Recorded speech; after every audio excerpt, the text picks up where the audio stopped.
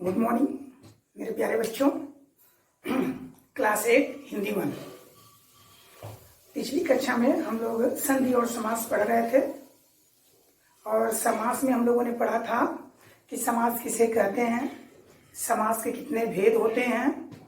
हमने पढ़ा था कि समास के 6 भेद होते हैं और जो पहला भेद था तत्पुरुष समास वो हम लोगों ने पढ़ लिया था। ठीक है, तत्पुरुष समास हमने पढ़ा भी था कि तत्पुरुष समास भी कई प्रकार के होते हैं, 6 प्रकार के, जैसे कर्म तत्पुरुष, कर्ण तत्पुरुष, संप्रदान तत्पुरुष, अपदान तत्पुरुष, संबंध तत्पुरुष, अधिकरण तत्पुरुष। तो यहाँ तक हम लोगों ने पढ़ लिया था। और तत्पुरुष समास में यही था कि जब कारक चिन्हों का लोप हो। ठीक है, हमने कारक चिन्ह भी लिखा था कि कर्ता ने कर्म को कर्ण से संप्रदान के लिए इत्यादि। ठीक है बच्चों, आज जो है हम अगला समास पढ़ते हैं, कर्मधारय समास। देखें, कर्म धारय समास।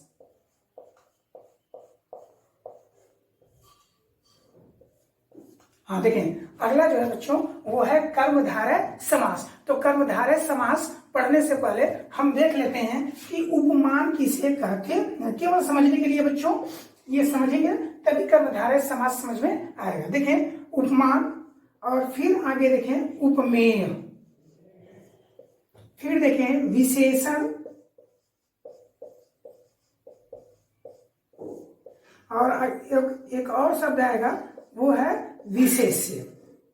ठीक है बच्चों, इतना हम समझ लेते हैं तो ये कर्मधारय समास क्या है समझ में आ जाएगा। देखिए, उपमान, जिस वस्तु की हम किसी से तुलना करते हैं, जिससे हम तुलना करते हैं उसे हम क्या कहते हैं, उपमान। जिससे तुलना करते हैं, जिससे तुलना करते हैं उसे हम क्या कहते हैं, उपमान कहते हैं। जैसे मैं कहूं कि तुम्हारा मुख किसके समान है, तो तुम्हारा मुख चंद्रमा के समान है। तो मैं मुख की तुलना किससे कर रहा हूं, चंद्रमा से कर रहा हूं। ठीक है बच्चों, ये चंद्रमा क्या हो गया, उपमान। उपमेय किसे कहते हैं, तो जिसकी तुलना करते हैं।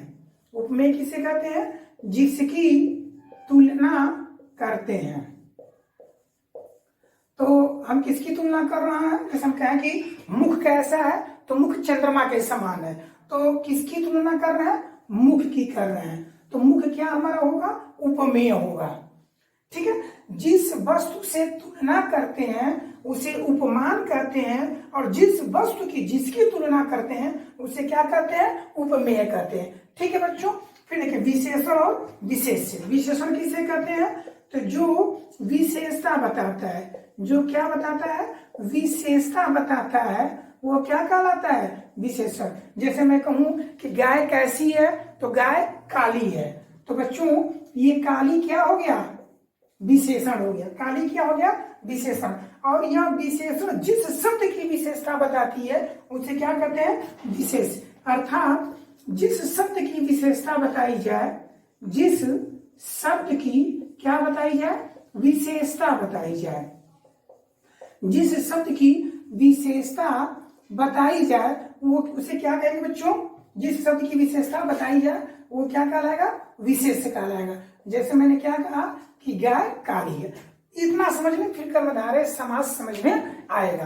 कर्मधारय समास में 4 चीज है, उपमान, उपमेय, विशेषण और विशेष्य। उपमान किसे कहते हैं, तो जिससे हम तुलना करते हैं उसे क्या कहते हैं, उपमान। जैसे और उपमेय किसे कहते हैं, तो जिसकी तुलना करते हैं उसे हम क्या कहते हैं, उपमेय। जैसे मैं कहूं कि मुख चंद्रमा के समान है, तो मैं मुख की तुलना किससे कर रहा हूं, चंद्रमा से। तो चंद्रमा क्या हो गया, उपमान हो गया और मुख क्या हो गया, उपमेय हो गया।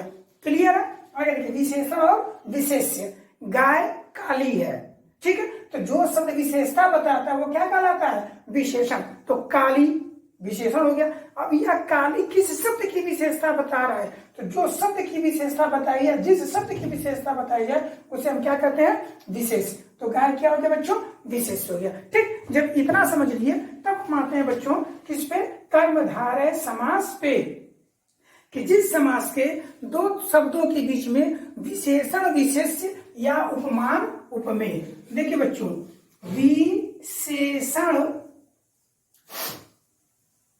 विशेष्य,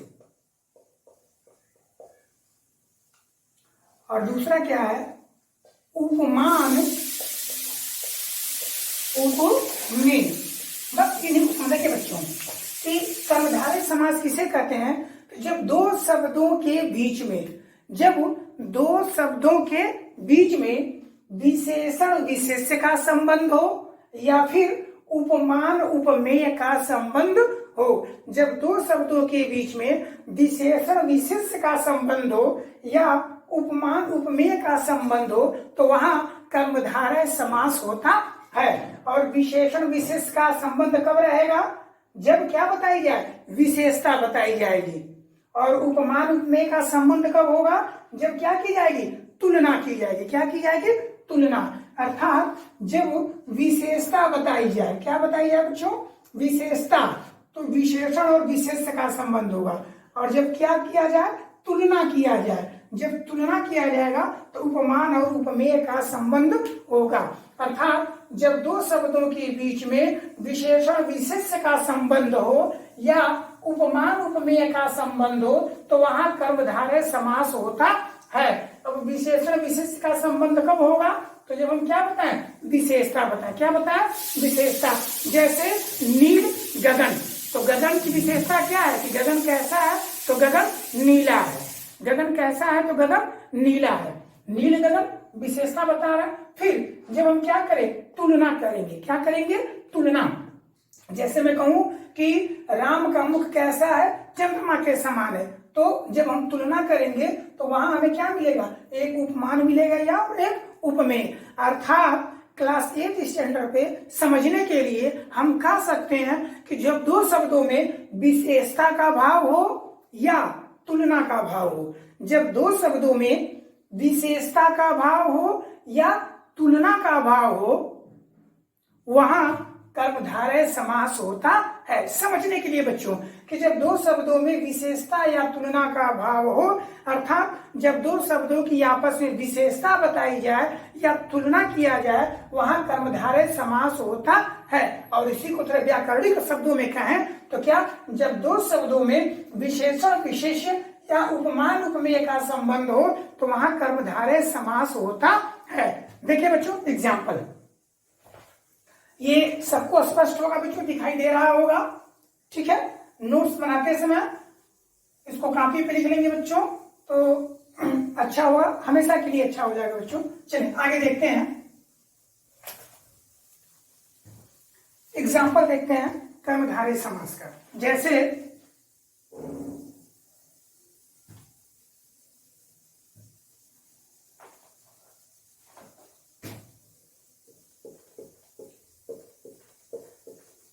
नील गगन, नील गगन, तो नील गगन का मतलब क्या है, नीला है क्या गगन।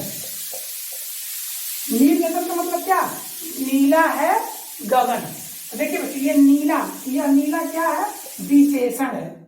यह नीला क्या कर रहा है, विशेषण है। और यह किसकी विशेषता बता रहा है, गगन की। तो गगन क्या है बच्चों, विशेष्य है। ठीक, नीला क्या है, विशेषण है, और गगन क्या है, विशेष्य है। तो यहाँ गगन की विशेषता यह बता रहा है ना कि गगन कैसा है, तो गगन नीला है। अर्थात यहाँ पर क्या बताई जा रही है बच्चों, विशेषता बताई जा रही है। क्या बताई जा रही है, विशेषता। इसीलिए हम कहते हैं कि जब दो शब्दों की आपस में विशेषता बताई जाए, या उसी को कहते हैं कि जब दो शब्दों में विशेषण विशेष्य का संबंध हो तो वहां क्या होता है, कर्मधारय समास होता है। नील गगन, नीला है गगन, ये गगन की विशेषता बता रहा है कि गगन कैसा है, तो नीला है, और नीला क्या है, तो गगन है। ठीक है बच्चों, आगे देखें, आगे दिया है चंद्रमुखी।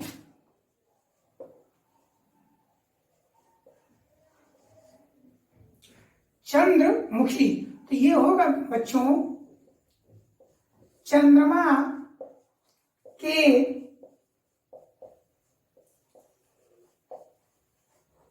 के समान मुख वाली, चंद्रमुखी अर्थात चंद्रमा के समान मुख वाली। देखिए बच्चों, तो यहाँ क्या किया गया है, यहाँ तुलना किया गया। क्या किया गया है, तुलना। अब देखें चंद्रमा के समान मुख वाली, माने मुख कैसा है तो चंद्रमा के समान है। तो मुख की तुलना किससे की गई बच्चों? चंद्रमा से। तो चंद्रमा क्या हो गया? उपमान। और मुख क्या हो गया? उपमेय हो गया। क्या हो गया? उपमेय। तो देखें तुलना की गई है, उपमान और उपमेय का संबंध है चंद्रमुखी में, तो कौन सा समास होगा? कर्मधारय समास। अर्थात जब दो शब्दों की आपस में विशेषता बताई जाए या तुलना की जाए, इसी को और अच्छे से कहें कि जब दो शब्दों के बीच में विशेष का संबंध हो या उपमान उपमेय का संबंध हो तो वहां कर्मधारय समास होता है। और समझने के लिए समझिए कि जब दो शब्द एक की क्या बताएं? विशेषता बताएं या आपस में क्या किया गया हो? तुलना किया गया हो, तो वहां कर्मधारय समास होता है। ठीक है बच्चों, तुम्हारे बुक में और भी एग्जाम्पल दिया है, देख लेंगे। ठीक है, नील गगन चंद्रमुखी, ये था कर्मधारय समास। आगे देखते हैं।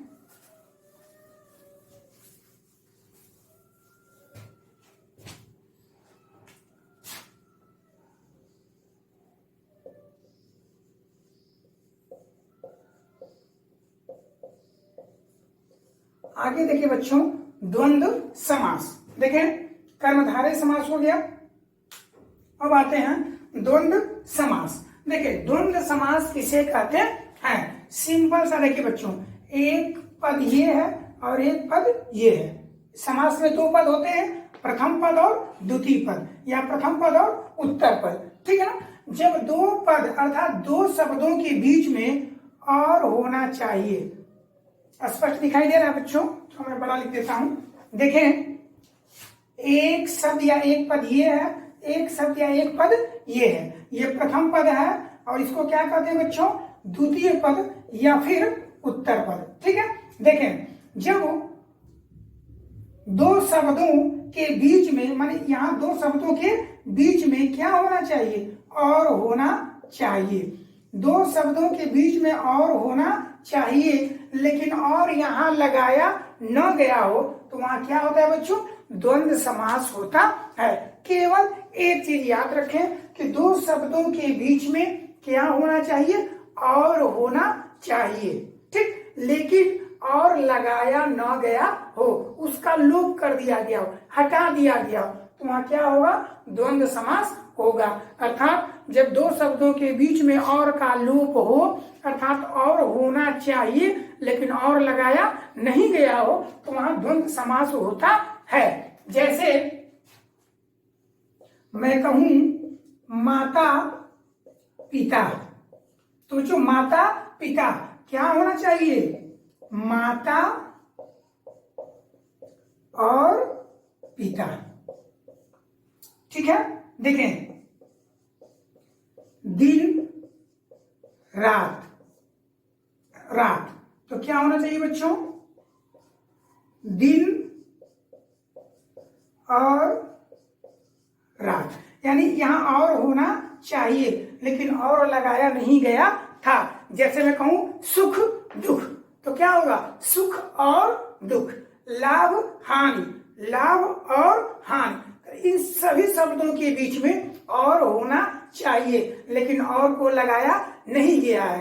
अर्थात जब दो शब्दों के बीच में और होना चाहिए लेकिन वहां लगाया नहीं गया है, और को हटा दिया गया है, अर्थात जब दो शब्दों के बीच से और का लोप हो तो वहां द्वंद्व समास होता है। ठीक है बच्चों, अब देखें द्वंद्व समास में अधिकतर बच्चों यह बीच में जो योजक चिन्ह है यह अवश्य होता है। पहचान कि बीच में योजक चिन्ह अवश्य होता है। कुछ कतिपय एग्जाम्पल ऐसे भी हैं जहां योजक चिन्ह नहीं होता है, जैसे पितरौ। ठीक है, वो छोड़ दें, समान स्तर पर समझें कि योजक चिन्ह होता है। और देखिए बच्चों योजक चिन्ह होता है, अधिकतर अक्सर लोग कहते हैं कि दोनों एक दूसरे के क्या होते हैं? विपरीत होते हैं। एक दूसरे के क्या होते हैं? विपरीत। देखिए बच्चों यह सही है कि अधिकतर विपरीत होते हैं, अधिकतर क्या होते हैं? विपरीत होते हैं, लेकिन यह नहीं है कि सदैव विपरीत ही होते हैं। ठीक बच्चों, यदि मैं कहूं राम लक्ष्मण तो होगा ना राम और लक्ष्मण, तो क्या राम के विपरीत लक्ष्मण है? नहीं ना। देखें, कहने का मतलब क्या है कि जब दो शब्दों के बीच में और होना चाहिए लेकिन और लगाया न गया हो, वहां द्वंद्व समास होता है। जैसे माता पिता, दिन रात, लाभ हानि, सुख दुख, अमीरी गरीबी, तो अमीरी और गरीबी। ठीक है बच्चों, अब देखें होता क्या है कि एक पद या और एक पद या। द्वंद्व समास में जो दोनों पद होते हैं वह दोनों पद क्या होते हैं? स्वतंत्र होते हैं। दोनों पद क्या होते हैं? स्वतंत्र। स्वतंत्र मतलब कि दोनों का अपना अपना अर्थ होता है, वह अर्थ के लिए एक दूसरे पर आश्रित नहीं होते। जैसे तत्पुरुष समास है, मैं कहूं राजपुत्र तो राजा का। अब राजा का क्या, जब तक मैं उसके पीछे वाला शब्द बताऊंगा नहीं कि राजा का पुत्र या राजा की पुत्री या राजा का आज्ञा, तब तक राजा आगे का शब्द का अर्थ निकलेगा नहीं। तो वहां पर दोनों स्वतंत्र नहीं है, बल्कि आगे वाले शब्द का अर्थ किस पर निर्भर कर रहा है? उत्तर पद पे, दूसरे पद पे, पीछे वाले पे। ठीक है, तो इसलिए वहां उत्तर पद क्या है? प्रधान है। लेकिन द्वंद्व समास में क्या होता है कि दोनों पद प्रधान होते हैं, दोनों पद स्वतंत्र होते हैं, कोई किसी पर आश्रित नहीं होता है। जैसे माता पिता, तो माता अलग शब्द, पिता अलग शब्द, एक दूसरे पर कहीं आश्रित नहीं है। दिन रात, दिन का अपना अलग अर्थ है, रात का अपना अलग अर्थ है, बस दोनों को क्या कर दिया गया है? जोड़ दिया गया है, दिन और रात। देखिए बच्चों, यह था द्वंद्व समास कि द्वंद्व समास में दोनों पद प्रधान होते हैं और जब दो शब्दों के बीच से और का लोप हो तो वहां द्वंद्व समास होता है। ठीक है बच्चों, ये था द्वंद्व समास। अब आगे देख लेते हैं द्विगु समास।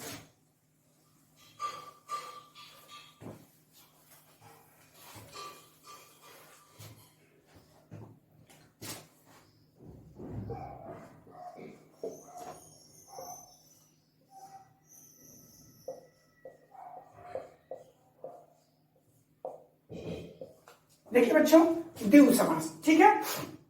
जिस समास का जो है, जिस समास का पहला पद, भाई दो पद तो होंगे ही, ठीक है, तो जिस समास का पहला पद, कौन सा पद? पहला पद। जिस समास का पहला पद क्या हो? निश्चित संख्यावाची हो। निश्चित क्या हो? संख्यावाची। अर्थात जिस समास का पहला पद, जिस समास का क्या चीज? पहला पद, पहला जो सबसे आगे पद होता है, यदि वह पद किसी निश्चित संख्या का बोध कराता है, किसी निश्चित अंक का बोध कराता है, तो वह क्या होता है? द्विगु समास होता है। जैसे कि मैं कहूं कि तिरंगा, ठीक है बच्चों, तिरंगा, तो तिरंगा मतलब क्या होता है? तीन रंगों वाला या तीन रंगों का समाहार, क्या कहा जाता है? तिरंगा। चौराहा मतलब क्या? चार राहों का समाहार, चार राहों वाला। पंचवटी, पांच वटों का समूह। कहने का मतलब ये बच्चों कि जब द्विगु समास किसे कहते हैं कि जिस समास का पहला पद, पहला अक्षर, पहला वर्ण, जिस समास का पहला पद क्या हो? पहला पद क्या हो? संख्यावाची हो, किसी संख्या का बोध कराए, किसी अंक का बोध कराए, नंबर का बोध कराए, वो क्या होता है? वहां द्विगु समास होता है। बस केवल इतना ही पढ़ना है कि जिस समासिक शब्द का पहला पद क्या हो? किसी संख्या का बोध कराता हो, वो क्या कहलाएगा? द्विगु समास कहलाएगा। जैसे अभी मैंने लिखा क्या? तिरंगा। तिरंगा मतलब क्या? तीन रंगों वाला, तो पहला संख्यावाची आ गया ना, तीन। अभी मैं लिख दूं क्या? चौराहा, तो सबसे पहला पद क्या आ गया? चार, अंक आ गए ना, चार राहों वाला। अभी मैं लिखूं क्या? कि चौराहा, तिराहा। अभी मैं लिखूं क्या? नौरंगी, नौरंगी, तो नौ रंग आ गया ना, पहला शब्द क्या आ गया? नौ। नौ संख्यावाची है, अंक का बोध करा रहा है। अभी मैं कहूं त्रिभुज, तो त्रिभुज मतलब क्या? तीन भुजाएं। त्रिभुज मतलब तीन भुजाएं, तो तीन आ गया। चतुर्भुज, त्रिभुज हो गया। आगे देखें, षटभुज हो गया, मतलब छह भुजाएं। अष्टभुज हो गया, मतलब आठ भुजाएं। कहने का मतलब क्या है कि जिस समासिक शब्द का पहला पद किसी संख्या का बोध कराए, किसी अंक का बोध कराए, वो क्या कहलाएगा? द्विगु समास कहलाएगा। बच्चों बुक में तमाम एग्जाम्पल दिया है, उसको देख लेंगे।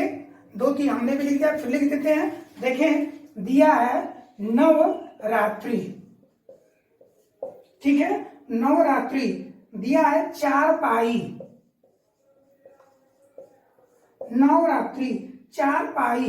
दिया है नवग्रह, ठीक है। देखिए, दिया है त्रिभुज,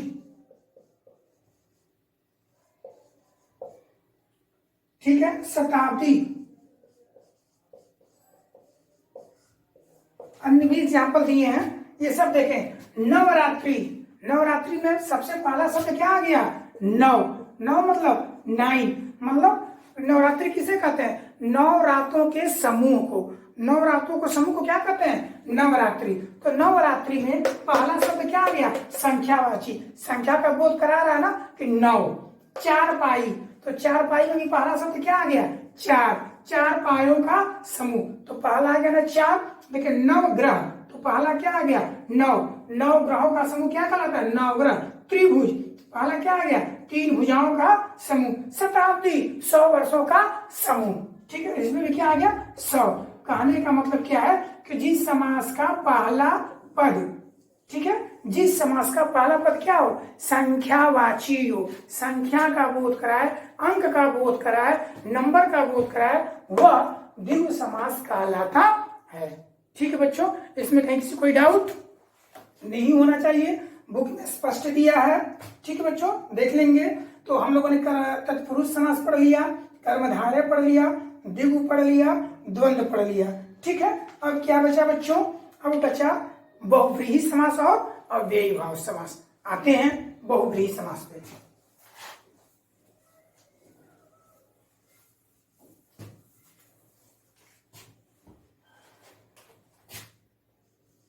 देखिए बच्चों, बहुव्रीहि समास। हाँ देखिए बच्चों, बहुव्रीहि समास में एक शब्द यह रहेगा और एक शब्द यह रहेगा, और यह दोनों मिलकर एक जो नया शब्द बनेंगे वह इन दोनों से क्या होगा? भिन्न होगा, वह संज्ञा होगा। क्या होगा बच्चों? संज्ञा। माने किसी विशेष व्यक्ति के नाम का बोध कराएगा। किसका बोध कराएगा? किसी विशेष व्यक्ति का, वस्तु का, घटना का, किसी विशेष का बोध कराएगा बच्चों। ठीक है ना, किसी विशेष का। माने 2 शब्द मिलेंगे और 2 शब्द मिल करके किसी विशेष का बोध करा देंगे।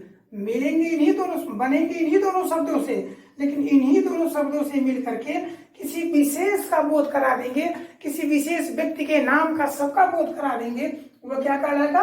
बहुव्रीहि समास कहलाएगा। अर्थात कहने का मतलब एक शब्द यह रहेगा, एक शब्द ये रहेगा, और दोनों मिलके जो नया शब्द बनाएंगे वह किसी तीसरे संज्ञा का बोध करा देंगे। किसका बोध करा देंगे? किसी तीसरे संज्ञा का, जो इन दोनों से क्या है? अलग है। किसी विशेष व्यक्ति का, वस्तु का बोध करा देंगे। जैसे मान लो बच्चों, मैं कहूं क्या? 10, और यहां मैं क्या कहूं बच्चों? आनंद। ठीक है, मैं क्या कहूं? 10 और आनंद। देखें, 10 और आनंद, और मैंने इन दोनों को मिला के बना दिया क्या? दशानन। देखिए बच्चों, ये गलत लिख दिया दोनों सब मैंने गलत लिख दिया बच्चों। इसे देखें, देखें 10 धन आनंद। ठीक है, 10 धन आनंद, तो 10 एक शब्द, आनंद एक शब्द, और दोनों मिलकर क्या बन गया? दशानन। ठीक है, अब दशानन किसे कहते हैं? दशानन। इसमें 2 शब्द हैं, कौन कौन है? तो एक शब्द है 10 है, और एक शब्द क्या है बच्चों? आनंद। देखिए, एक है 10 और दूसरा क्या है? आनंद। ठीक, 10 मतलब होता है 10, और मतलब क्या होता है? मुख, और इन दोनों को मिला करके हमने क्या बना दिया? दशानन। दशानन मतलब 10 मुखों वाला, अर्थात कौन? रावण। देखिए बच्चों, यहाँ कहीं रावण लिखा था, इसमें कहीं रावण था नहीं, इसमें भी कहीं रावण था नहीं, लेकिन ये दोनों शब्द मिलकर किसका बोध करा दिए? रावण का। किसका बोध करा दिए? रावण का। तो यहाँ कौन सा समास होगा? बहुव्रीहि समास। कहने का मतलब कि जहां पर दो शब्द मिले और मिलने के बाद अपने से भिन्न एक तीसरे संज्ञा का बोध करा दे। किसका बोध करा दे? संज्ञा का। किसी विशेष व्यक्ति के नाम का संज्ञा का बोध करा देंगे तो वो क्या कहलाएगा? बहुव्रीहि समास कहलाएगा। जैसे मैंने बताया कि एक शब्द है 10 और दूसरा शब्द है आनंद। इस 10 का मतलब होता है 10, आनंद का मतलब होता है मुख। कहीं यहाँ रावण का बोध नहीं है, लेकिन जब इन दोनों को मिला देते हैं और नया शब्द क्या बना देते हैं? दशानन। तो अब ये दशानन किससे कहा जाता है? कि 10 मुखों वाला, अर्थात 10 मुखों वाला कौन है धरती पर? एक ही था। कौन? रावण। ये दशानन, ये दो शब्द मिलकर किसका बोध करा दिए? रावण का। तो जहां पर दो शब्द मिले और दो शब्द मिलके किसी तीसरी संज्ञा का बोध करा दे, वो क्या कहलाता है? बहुव्रीहि समास कहलाता है। जैसे देखिए बच्चों, अभी मैं कहूं क्या? त्रिनेत्र। ठीक है, देखें, त्रिनेत्र। ठीक है बच्चों, देखें, त्रिनेत्र। तो त्रिनेत्र मतलब क्या? कि 3 नेत्रों वाले। 3 नेत्रों वाले। देखिए बच्चों, इस धरती पर कौन है जिसके पास 3 नेत्र हैं? हम सबके पास तो है नहीं। 3 नेत्रों वाले कौन है?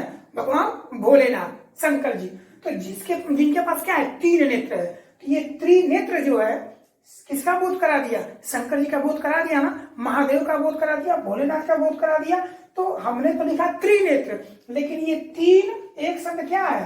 3, एक शब्द है 3 और दूसरा क्या है? नेत्र। और 3 नेत्र मिलकर किसका बोध करा दिए?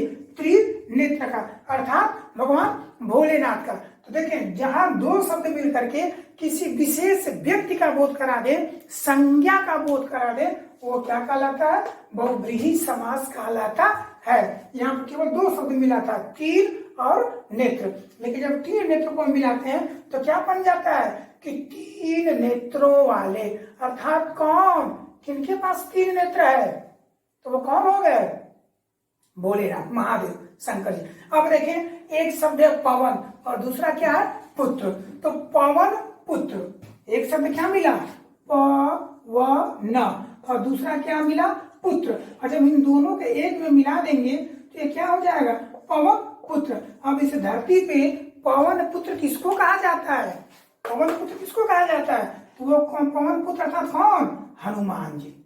पवन पुत्र अर्थात कौन? हनुमान। ठीक है, हनुमान जी। तो देखिए, 2 शब्द मिलकर किनका बोध करा दिए? हनुमान का। तीसरी संज्ञा का बोध करा दिए ना, तो ये सब कौन सा समास होगा? बहुव्रीहि। जैसे हवालात।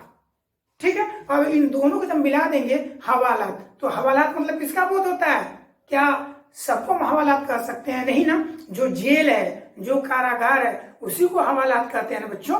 ठीक है, तो देखें, ये सब क्या है? बहुव्रीहि समास, कि 2 शब्द मिलेंगे और दोनों मिल करके किसी तीसरी संज्ञा का बोध करा देंगे, उसे हम क्या कहेंगे?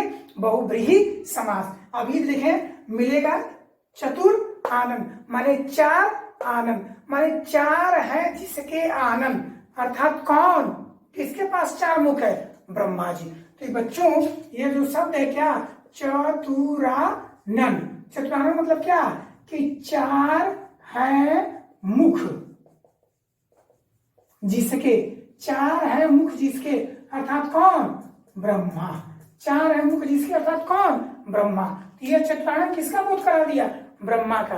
किसी तीसरे संज्ञा का बोध करा दिया ना, इसलिए कौन समास होगा? बहुव्रीहि समास होगा। ठीक है बच्चों, अब देखें, यहाँ मन में प्रश्न आ रहा होगा, विचार बन रहा होगा कि अभी तो सर ने पढ़ाया है क्या? द्विगु समास। क्या पढ़ाया? अभी सर ने पढ़ाया क्या? द्विगु समास। ठीक है, और ये क्या है? बहुव्रीहि समास। ठीक, अभी मैंने बताया कि इसमें पहला क्या होता है बच्चों? संख्यावाची होता है। तो अभी तुम लोग के मन में यह आएगा कि त्रिनेत्र। तो त्रिनेत्र में भी तो पहला क्या आ रहा है? 3 नेत्रों वाले। आ रहा कि नहीं आ रहा है? 3 नेत्रों वाले, 3 नेत्रों वाला। और मैं जबकि मैं त्रिनेत्र को क्या बता रहा हूं कि त्रिनेत्र क्या है? बहुव्रीहि समास है। त्रिनेत्र क्या है? बहुब्रीहि समास। तो तुम लोग के मन में यह डाउट हो रहा होगा ना कि त्रिनेत्र में भी तो पहले क्या आ गया? तीन आ गया, तो ये भी तो क्या होना चाहिए? द्विगु समास होना चाहिए, क्योंकि इसमें भी पहला क्या आ गया है? तीन आ गया है। लेकिन त्रिनेत्र है क्या? बहुब्रीहि समास। तो देखिए बच्चों, त्रिनेत्र तो तीन नेत्र, त्रिनेत्र माने तीन नेत्रों वाले, संख्यावाची तो है, लेकिन बच्चों क्या हम सबको त्रिनेत्र कह सकते हैं? नहीं ना। त्रिनेत्र वाला कोई एक प्रसिद्ध है ना, किसी एक व्यक्ति का नाम है ना, किनका? महादेव का, भोलेनाथ। तो जब यह त्रिनेत्र जो है संख्यावाची है, ठीक है, लेकिन जब यह किसी एक विशेष व्यक्ति का बोध करा देगा, या यूं कहें किसी एक संज्ञा का बोध करा देगा, तब वो क्या कहलाएगा? बहुब्रीहि समास कहलाएगा। वैसे ही दशानन, तो दशानन में भी पहला शब्द क्या है? 10 अंक है, तो उसको भी क्या होना चाहिए? द्विगु समास होना चाहिए ना, क्योंकि पहला पद क्या है? संख्यावाची, लेकिन वो भी क्या है? बहुब्रीहि। क्यों? क्योंकि जब दशानन करेंगे तो 10 मुखों वाला, तो क्या दशानन किसी का नाम है? 10 मुखों वाला कोई था? तो कौन था? रावण। तो 10 मुख किसका बोध करा दे रहा है? रावण का। किसी एक विशेष संज्ञा का बोध करा दे रहा ना, तो क्या हो जाएगा? बहुब्रीहि। ठीक बच्चों, यही दोनों में अंतर है। चलो आगे देख लें, जो लास्ट है वो है अव्ययी भाव समास।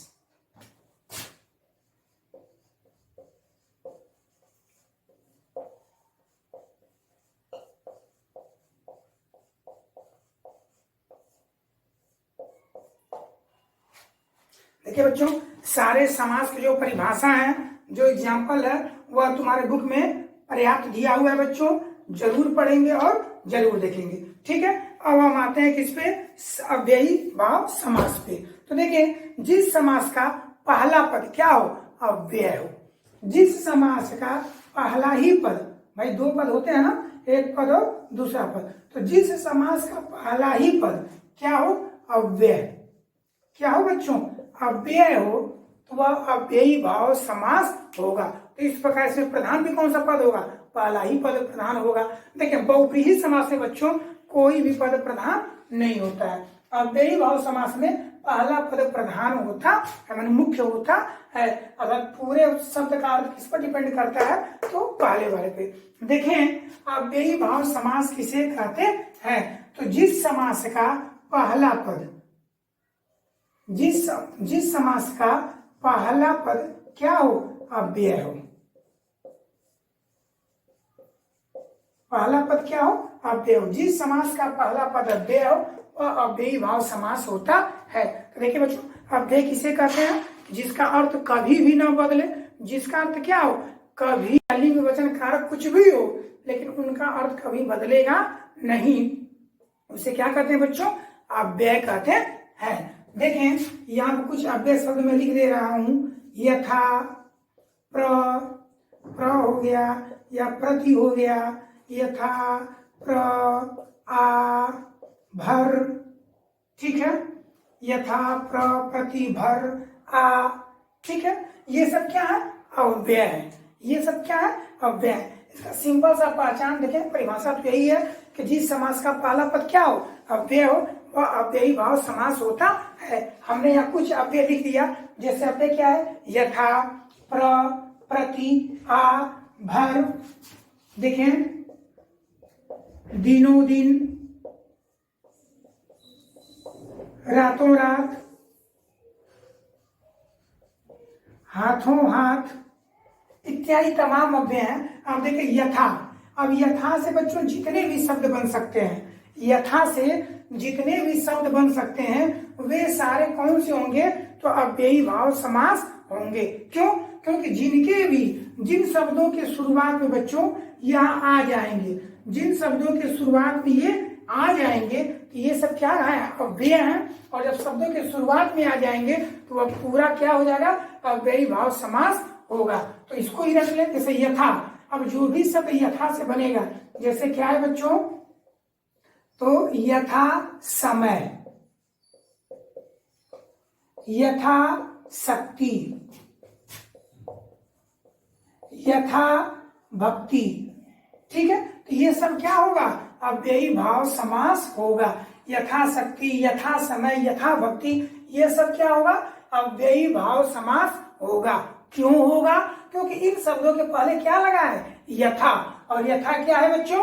अव्यय। यथा क्या है? अव्यय। अब जैसे मैंने लिखा प्रति, प्र या प्रति, जैसे मैं लिखूं प्रतिदिन, ठीक है, प्रतिदिन, प्रत्येक, प्रतिक्षण, प्रतिपल, ठीक है, या फिर मैं लिख दूं प्रत्यक्ष, ठीक है। यानी जो भी शब्द प्र या प्रति से बने होंगे, जो भी शब्द प्र या प्रति से बने होंगे, वे क्या कहलाएंगे? अव्यय कहलाएंगे। जैसे प्रतिदिन, प्रत्येक, प्रतिक्षण, प्रतिपल, प्रत्यक्ष, ठीक है। ये सब क्या है? अव्ययी भाव समास है, क्योंकि इन सब के शुरुआत में क्या है? या तो प्र है या फिर क्या है? प्रति है, ठीक है। जैसे प्रतिदिन, प्रत्येक, प्रतिक्षण, प्रतिपल, प्रत्यक्ष। ऐसे देखिए बच्चों,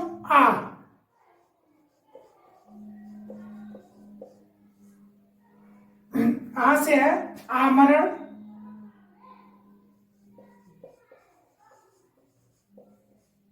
आमरण, आजीवन, ठीक है। तो इन सब में क्या है? आ, और आ क्या है? अव्यय। आ क्या है? अव्यय। अतः ये सब क्या होंगे?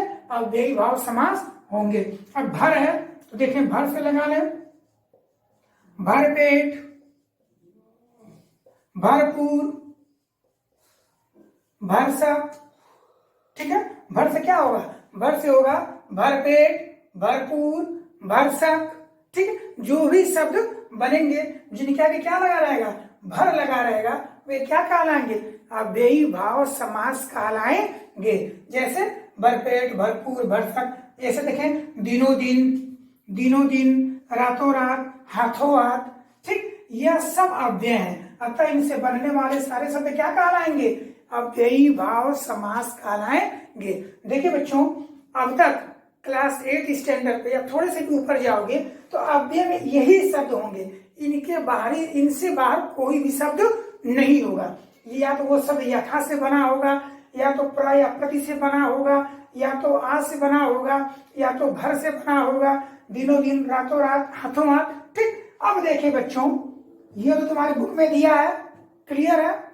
आगे देखें कि जो सबसे अच्छी पहचान है किसकी? अव्ययी भाव समास की, ठीक है ना। अव्ययी भाव समास की सबसे अच्छी पहचान क्या है? तो अव्ययी भाव समास की सबसे अच्छी पहचान है कि जो भी शब्द अव्ययी भाव समास होगा, जो भी शब्द अव्ययी भाव समास, अव्यय समास होगा, अव्ययी भाव समास होगा, वह शब्द निश्चित ही क्रिया विशेषण होगा। क्या होगा बच्चों? क्रिया विशेषण। अर्थात हमें पहचान मिल गया। क्या मिल गया बच्चों? पहचान। क्या मिला? कि जितने भी शब्द क्या होंगे? क्रिया विशेषण होंगे। देखें, जितने भी शब्द क्या होंगे बच्चों? क्रिया विशेषण होंगे, वे सब अव्ययी भाव समास होंगे, ठीक। हमें क्या मिला? पहचान। हमने बताया कि जितने भी शब्द क्रिया विशेषण होंगे, अर्थात जो क्रिया की विशेषता बताते हैं, तो जो भी शब्द क्रिया की विशेषता बताएंगे अर्थात क्रिया विशेषण होंगे, वे क्या होंगे? अव्ययी भाव समास होंगे। जैसे अभी यथा है, यह भी क्रिया का विशेषता बताता ना। यथा समय आना, जैसे क्रिया क्या ले लो? आना, जाना, खाना, पीना। अब सबके आगे यथा लगाओ, यथा समय आना, यथा समय जाना, यथा समय खाना, ठीक, सब विशेषता बता रहा ना। ऐसे देखिए बच्चों, ये अचानक, एकाएक, सहसा, बार बार, ठीक है, बहुधा। जितने भी शब्द हैं, अचानक, एकाएक, सहसा, ये सब क्या है? ये सब क्रिया विशेषण है। माने ये सब क्रिया की विशेषता बताते हैं। तो जब ये क्रिया विशेषण है, ये सब कौन से समास होंगे? अव्ययी भाव समास होंगे। जैसे देखें, अचानक, अचानक आना, अचानक जाना, अचानक खाना, अचानक पीना, अचानक रुकना। ये सब अचानक क्या है? क्रिया विशेषण है। तो ये सीधे कौन सा समास होगा? अव्ययी भाव समास होगा। बच्चों बहुत तुम लोग गाना सुने हो, कौन सा? धीरे धीरे। जैसे देखिए, धीरे धीरे जिंदगी में आना, तो धीरे धीरे आना, कैसे आना? धीरे धीरे। तो क्रिया की विशेषता बता रहा ना, तो ये धीरे धीरे क्या है? क्रिया विशेषण है। और मैंने क्या बताया कि जो भी क्रिया विशेषण होगा वह क्या होगा? अव्ययी भाव समास होगा। तो धीरे धीरे या फिर धीमे धीमे, ये सब कौन सा समास होगा? अव्ययी भाव समास होगा। एकाएक, सहसा। देखिए बच्चों, एक बार फिर मैं रिवीजन कर देता हूं कि अव्ययी भाव समास किसे कहते हैं। तो जिस समास का पहला पद अव्यय होता है, अव्ययी भाव समास कहते हैं। क्लियर है? हमने कुछ अव्यय यहाँ लिख दिए थे कि यथा, प्र, प्रति, आ, भर, इनसे बने जितने भी शब्द होंगे सब क्या है? अव्यय है, और सब अव्ययी भाव समास होंगे। फिर मैंने एक पहचान बताई, क्या? कि जितने भी क्रिया विशेषण होते हैं वे सब क्या होते हैं? अव्ययी भाव समास होते हैं। जैसे दिनों दिन जाना, दिनों दिन खाना, दिनों दिन रोना, दिनों दिन फैलना, दिनों दिन बढ़ना, रातों रात रातों रात गाना, रातों रात जाना, रातों रात आना, रातों रात खाना, हाथों हाथ फैलना, हाथों हाथ रुकना, हाथों हाथ जाना, अचानक आना, एकाएक जाना, सहसा रुकना, धीरे धीरे आना, धीमे धीमे जाना। ये सब क्या है?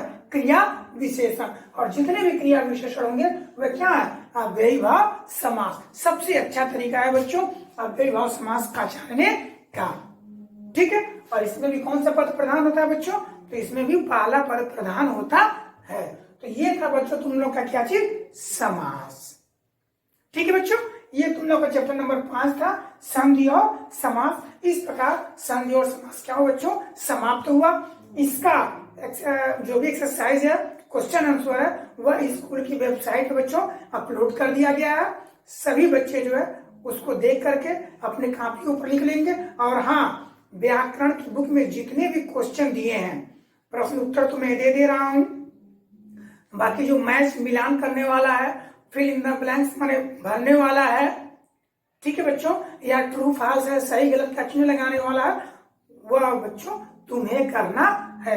क्योंकि मैं पूरा यहाँ एक्सप्लेन कर देता हूँ। नोट्स पढ़ेंगे, बुक पढ़ेंगे, और जो मैंने क्वेश्चन आंसर दिया उसको लिखेंगे, और जितने भी बुक एक्सरसाइज है बच्चों वह तुम्हें करना है। ठीक है?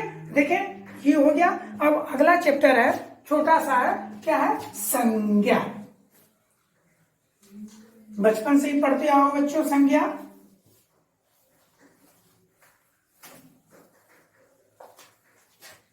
देखिए, फर्स्ट सेमेस्टर का जो अगला चैप्टर है बच्चों तुम लोग को पढ़ना है, वो क्या है? वो है संज्ञा।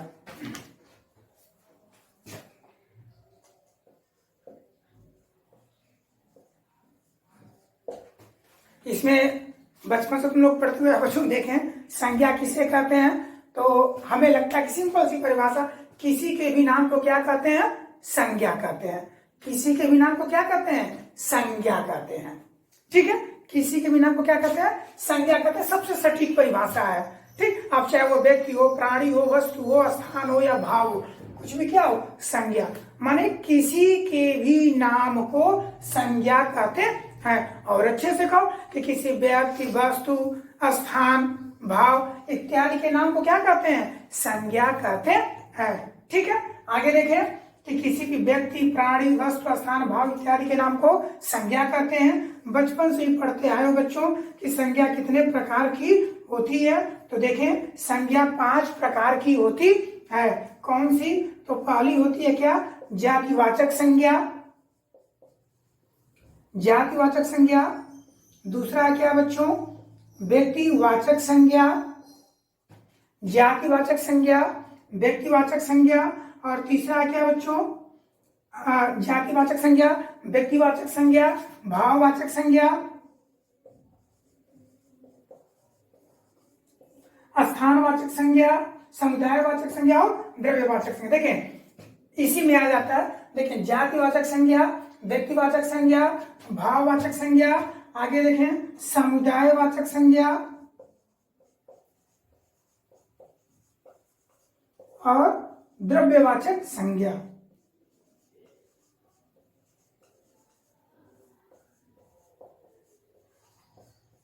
बच्चों इस पर बहुत विशेष ध्यान नहीं देना है, बचपन से पढ़ते आओ कि संज्ञा किसे कहते हैं, किसी के भी नाम को संज्ञा कहते हैं। व्याकरणिक परिभाषा जो बुक में दिया है क्या, कि किसी भी व्यक्ति, वस्तु, प्राणी, स्थान, भाव इत्यादि के नाम को क्या कहते हैं, संज्ञा कहते हैं। संज्ञा कितने भेद होते हैं संज्ञा के, तो संज्ञा के 5 भेद होते हैं। पहला क्या, जातिवाचक संज्ञा, दूसरा है व्यक्तिवाचक संज्ञा, तीसरा है भाववाचक संज्ञा, चौथा समुदायवाचक संज्ञा और पांचवा है द्रव्यवाचक संज्ञा। ठीक है बच्चों, तो द्रव्यवाचक संज्ञा देखें। अब थोड़ा थोड़ा देख लें, बहुत पढ़े हो। जातिवाचक संज्ञा किसे कहते हैं, तो जिस संज्ञा से पूरी एक जाति का बोध हो। किसका बोध हो, पूरे एक जाति का। देखें अलग अलग इसको समझ लें।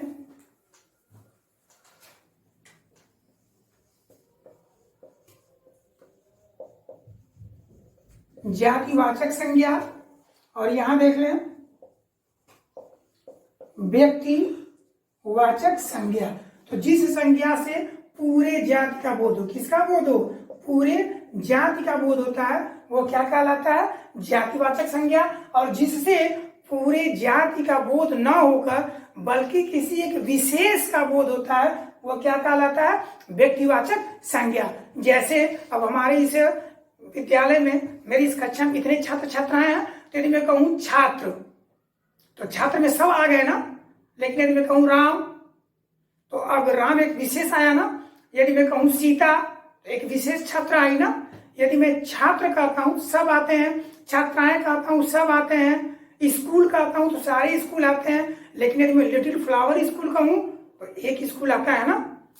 यदि मैं पर्वत कहूं तो जितने भी पर्वत हैं सब आते हैं। लेकिन यदि मैं हिमालय कहूं एक आता है। कहने का मतलब क्या है कि जो पूरे जाति का बोध कराए वह जातिवाचक संज्ञा होती है, और जो जाति का बोध न करा करके बल्कि किसी एक विशेष का बोध कराता है, वो क्या कहलाता है, व्यक्तिवाचक संज्ञा।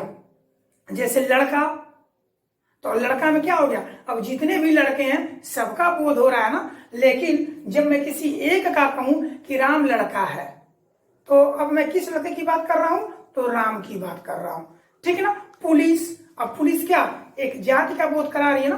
क्या पुलिस में क्या किसी एक का बोध नहीं ना हो रहा है। मैं कहूं पुलिस आ रही है, तो अब चाहे पुलिस भारत की अच्छी है, पुलिस ये है, यूपी की पुलिस ऐसी है, तो जो पुलिस है ये क्या है, पूरे जाति का बोध करा रही है। लेकिन यदि मैं किसी एक पुलिस वाले का नाम लूं, क्या कि पुलिस राम पहलवान सिंह, ठीक, तो एक व्यक्ति का बोध हो रहा है ना। कहने का मतलब क्या है कि जब पूरे जाति का बोध हो तो जातिवाचक संज्ञा, और जब किसी एक विशेष व्यक्ति, प्राणी, वस्तु का बोध हो तो वो क्या कहलाएगा, व्यक्तिवाचक संज्ञा। बचपन से पढ़े हो। आगे क्या है तुम लोग का, आगे तुम लोग का क्या है बच्चों, जातिवाचक, व्यक्तिवाचक, भाववाचक, जिनको तुम अनुभव करते हो, जिनको तुम क्या करते हो बच्चों, अनुभव करते हो, वे सब क्या कहलाएंगे, भाववाचक संज्ञा। जैसे खट्टा, मीठा, अमीरी, गरीबी, सब क्या है, भाववाचक संज्ञा। आगे क्या दिया, समुदायवाचक, जो समूह का बोध करा। किसका बोध करा, समूह का। जैसे थल सेना, तो अब थल सेना में कोई एक व्यक्ति तो आएगा नहीं ना, पूरे समूह का बोध हुआ। थल सेना, झुंड, मेला, भीड़, ये सब क्या है कि थल सेना हो गई, झुंड हो गया, गट्ठर हो गया, समूह का बोध करा रहा है ना। तो जो चीज समूह का बोध कराए वो समूहवाचक, समुदायवाचक संज्ञा। और अगला बचता है क्या, द्रव्यवाचक संज्ञा, जो पदार्थ का बोध कराए, ठीक है, वो क्या कहलाएगा, द्रव्य। जैसे पदार्थ में क्या आएगा, चीनी आ गया, डीजल आ गया, पेट्रोल आ गया, धातु में सोना चांदी, ठीक है। जो पदार्थ का, धातु का, द्रव्य का बोध कराता है वो क्या कहलाता है, द्रव्यवाचक संज्ञा।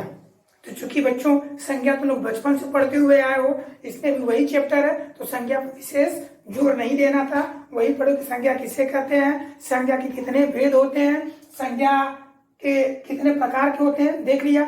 जातिवाचक संज्ञा जो जाति का बोध करा है, व्यक्तिवाचक मैंने बताया जो किसी विशेष का बोध करा है, ठीक है।